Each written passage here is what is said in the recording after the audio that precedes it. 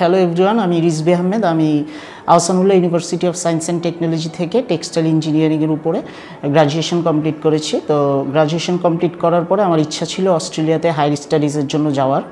তো সেখানে আমি ইউটিএস ইউনিভার্সিটিটা চুজ করেছিলাম। তো ওরা আমাকে 20% একটা স্কলারশিপ দিয়েছে।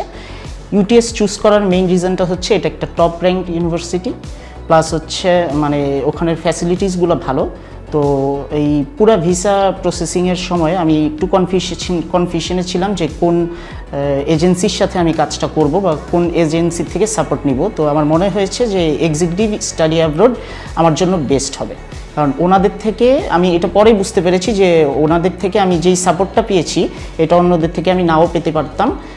প্লাস হচ্ছে সবচেয়ে যেটা আমার জন্য বড় ব্যাপার সেটা হচ্ছে আমার একদিনের মধ্যে ভিসা পেয়ে গেছি আমি একদিনের মধ্যে। তো আমার মনে হয় যে আপনারা যারা কনফিউশনে আছেন যে কোন এজেন্সির সাপোর্ট আপনারা নেবেন, তো আমার হাইলি রেকমেন্ডেশন ফর ইউ যে আপনারা একবারের জন্য হলেও এক্সিকিউটিভ স্টাডি অ্যাব্রডে এসে কথা বলতে পারেন।